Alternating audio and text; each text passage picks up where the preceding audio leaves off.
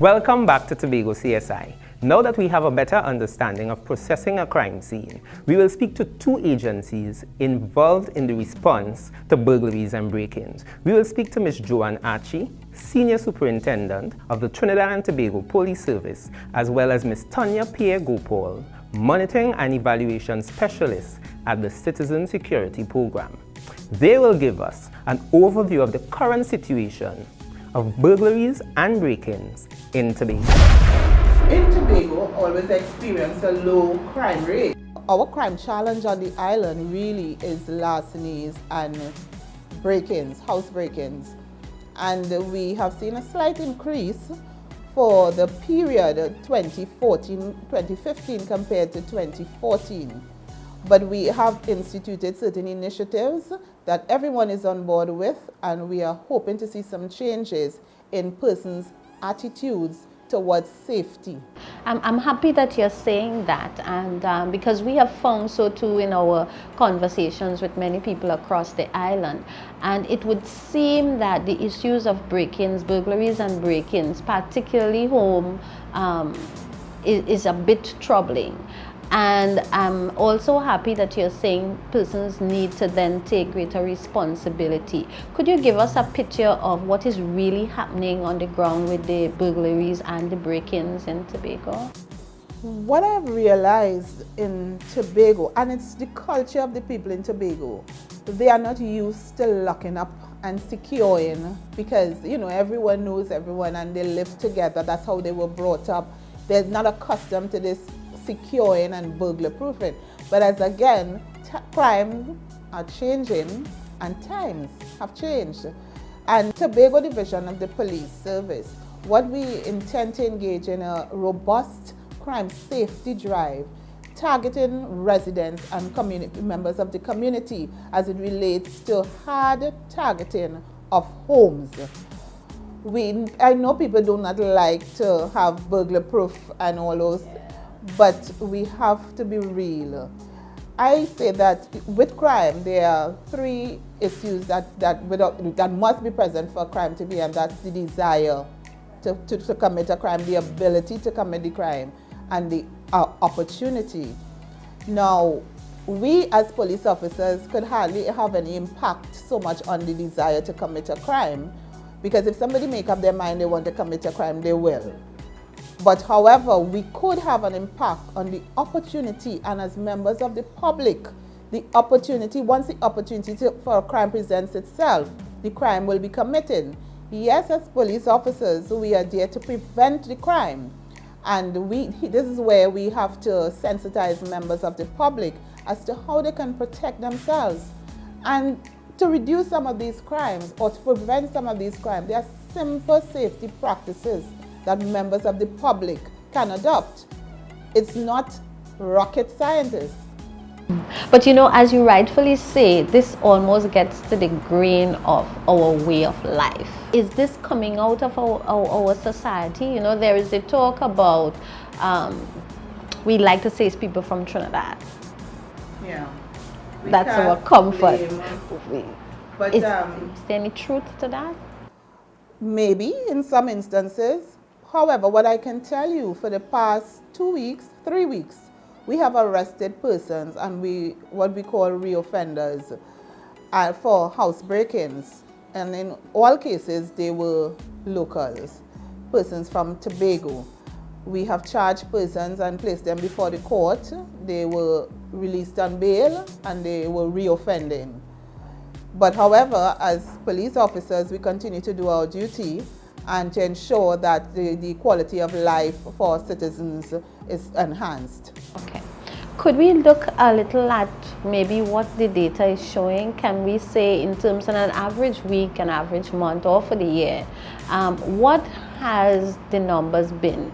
Is it alarming? Should we be concerned?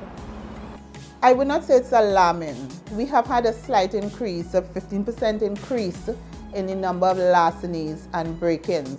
However, what I can tell you is that our detection rate has gone up to 31%.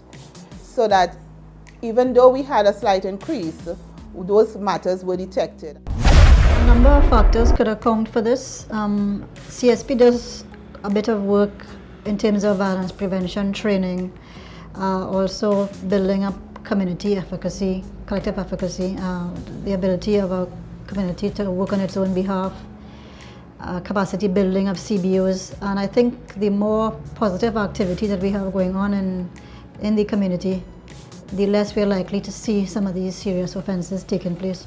Okay, all right. All right, so what's happening on this side here that we're looking at? So the other 3 crimes that we have some data for here would be robberies, burglaries and break-ins and larceny. This is for Tobago as a whole, and we see that there really hasn't been much change over the entire period in terms of between 2008 and 2014. The figures are almost the same, except for the spike in 2012. The main area there is burglaries and break-ins. That's still the major concern among these 3 crimes. There's a high level of burglaries and break-ins, especially in the urban centers. Right. For CSP communities, it's also fairly stable over this period. On the whole, down 16% between 2008 and 2014. And we still have the little peak at about the same time that you would see it in the national picture. So you would see that CSP's issues are a reflection, or rather, the national issues are reflected in CSP communities. Just that it's slightly better in the CSP communities in terms of the general trend over the period. Having heard from the agencies involved in law enforcement and prevention in Tobago, it would seem that our situation with burglaries and break-ins is quite troubling. But let's not jump to any conclusions as yet, not before we have an opportunity to chat with those who are directly affected, the homeowners and the business people. Okay, so do you feel safe operating business in this community? Well, it's a living, I have obligations, so I have to do it, you know? I have to do it. I have to be brave and do it.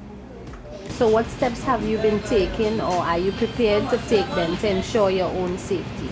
Well, now I have securities around, you know, plain clothes and otherwise. That's a cost to the business. And you know, when that cost, you have to offset it in some way or another. That's how business is.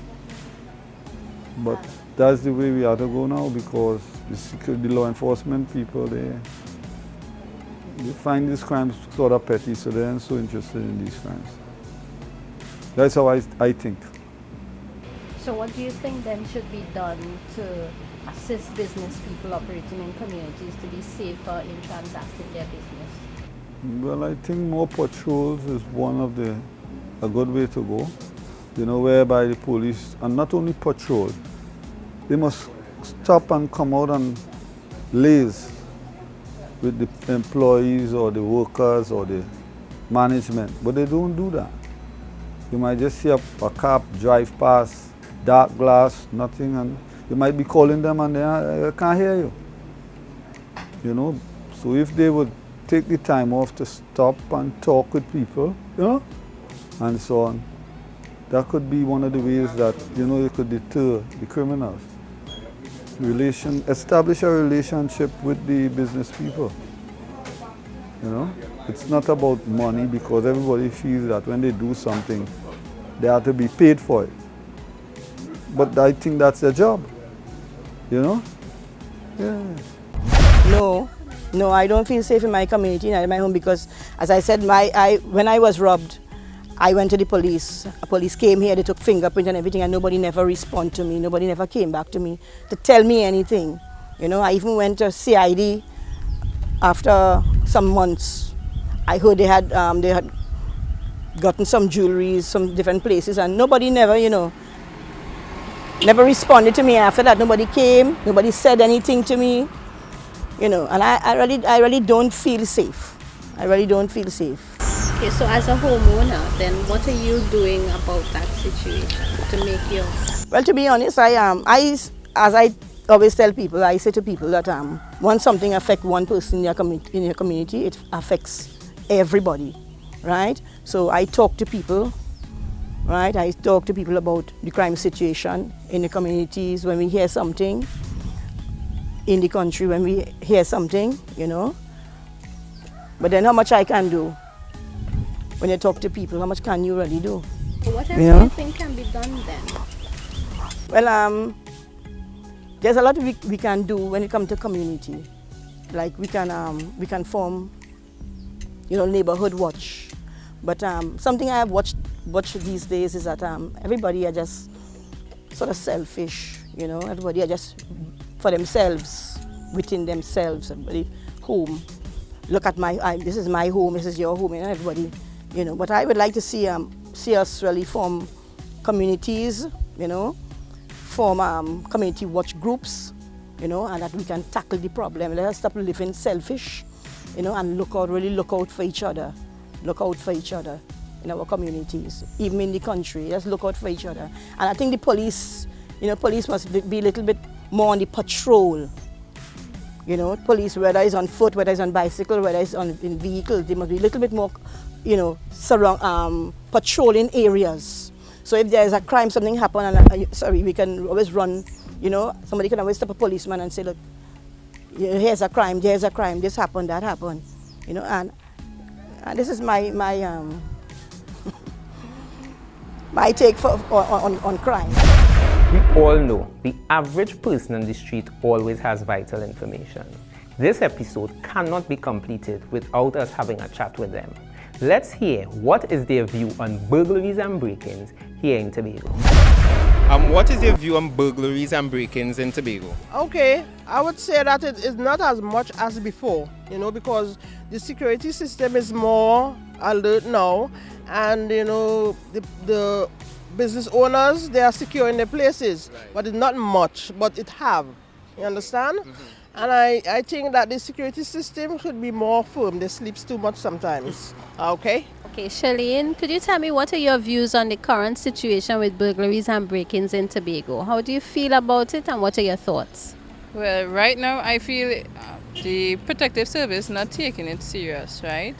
Like say how you have a lot of elders who home, right, and they need the protection, and sometimes when you call the police or even the community police, you're not even seeing them. You understand? And then sometimes the crime could go so far as the person getting killed. You understand? And die when you go see the police after the person is dead, right? So I really believe that they need to take it like a more serious. Okay, and what do you think should be done apart from that about it to treat with this increase in burglaries and break-ins? Well, I find they should put up more of the cameras, right, and more police patrol. I find they should do more of that. But even the community police, I feel they should put more of them, you understand? Because you're seeing them 1 or 2 times, but you're not seeing them that much, you understand?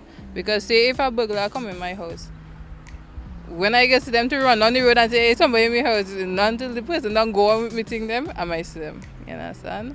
So I really find the need to increase the amount of police and community police you're seeing. In Tobago right now, the crime level not as high as in Trinidad, but it creeping upon us slowly but surely. In terms of the policing, Tobago police are the buck up, right? If them buck up now, you gotta get like how Trinidad is right now. And Tobago is a land of paradise, as everybody does see, right? And if they wanted to maintain and keep so, the defense force, police, everybody had to be going with the same head. Welcome back to Tobago CSI. We'll be taking an in-depth look at home security systems, the alarms, the cameras, the use of the technology to better protect your home and your family. Okay, so Mr. Porter of Porter's Surveillance is at a home doing an installation, and let's walk over and have a chat with him. Mr. Porter. Good morning, Anne-Marie. Good morning. This looks like work in hot sun. Yes, well, it's a lot of work, and basically, we try to do our best at Porter Surveillance. Okay, so tell us what you're doing. Well, basically, we're installing 6 cameras at this premises of the client, and what we're looking at is one of the cameras facing the entrance. You see, when you're doing an installation, you need to see who's approaching your premises from all sides, all angles. And this is just one of the cameras that is being situated here. This is a dome camera we have installed here because of the height of the building. You don't need to install bullet cameras where it could be perpetrators can get it easy and they can pull it down. So for any buildings, it's always So the bullet advised. camera is the pointy. It's the pointed one. Right. It's the pointed one where you can always throw something over and pull it down. Right. So it's always advisable for you to basically put dome cameras where it's very hard to be tampered with. Right. And you would suggest at the front of your house, how many cameras would you need then? Well, it all depends on the client, what they want to see, right? For instance, at this premises here, you would like to see who's coming up the road. There's have an entrance here, and probably they might want to see on your left side, on your right side. So for this house, basically we put 2 cameras at each side, 2 dome cameras. What kind of distance you think it's safe people should consider in installing? Basically, we're looking at 100 meters because if you lately you take a shot and you'll see the distance that you really want to see when someone is coming from is actually from the road, and the road here is less than 100 meters. But if you install a camera that could give you 100 meters at pure vision where you could recognize somebody, that is what you want to install at your premises. Okay, and I noticed you went to the corner of the building. In terms of direction, how is that determined that you position your cameras? Well, you see, at the corner basically gives you more view. If you go in the middle, you basically miss some of the areas. So the corner of each of the buildings, you get a wider span. So your coverage is more. So when installing, it's always advisable to you to install at the 4 corners of the premises. Okay, and are the cameras network or synchronized in any way, or are they all standalone kind of? All are being synchronized into one DVR, a digital video recorder, right? But something I'd like to point out when installing your camera, when you have your camera system installing, what you need to do basically is the wiring. You have to be careful how you install. Yeah, when your installing, a very good thing is to make sure that the projection from the wire comes from the roof, so it cannot be tampered with, right? So when your installer is putting in the wiring, more likely the wire comes from outside, from inside the house to outside, straight into the camera and into the box. Okay, now this sometimes may work for some modern houses, but you know, true. we still have people with homes who have the traditional galvanized roof, and that is where you can still push in. What kind of advice would you give to persons who have homes like that? What you need to do basically is have your wire being placed in a conduit or a trunking. That is very safe, right? Don't have the wires hanging just like that across. Some installers like to staple it and go straight down. No, don't staple it and go straight down. First thing, the staple would corrode, and the wires would drop, and any bandit or any perpetrator would cut the wire. So you need to have your wire from the 2x4 box straight into the conduit, right? It's always wise that you use the pipe conduit instead of the trunking. The trunking, you can pull it down easily and get into the wire.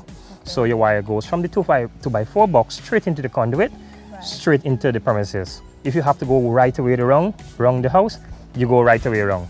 You know, because it's very important in securing your wiring when installing. Okay, and tell us why again, just so that people understand it clearly. Why should I secure that wiring and not have it visible? Visible means a bandit could cut your wire. You could take a cutlass or scissors or anything and cut it, and your signal is gone from your camera. It's in the conduit, it is very hard to get into. Okay, what else is important that we consider in installation? Well, also, when you have your DVR, where you put in your DVR, it is very important. You always make sure it's being hidden. For instance, example, if someone gets in your house, the camera will pick them up. The DVR will record it, your digital video recorder, that is, right? Most DVRs are probably is about this length here, right, in size. So, if the bandit gets in and takes your DVR, that's it. You have no footage to take to the police or to take down. So most times I implore people to hide your DVR in a wardrobe or something, or have it bolt on the wall, or sometimes you put it in the ceiling. When your installer is installing, ask him to run all your wires and your conduit where it cannot be visible, where no one can see it.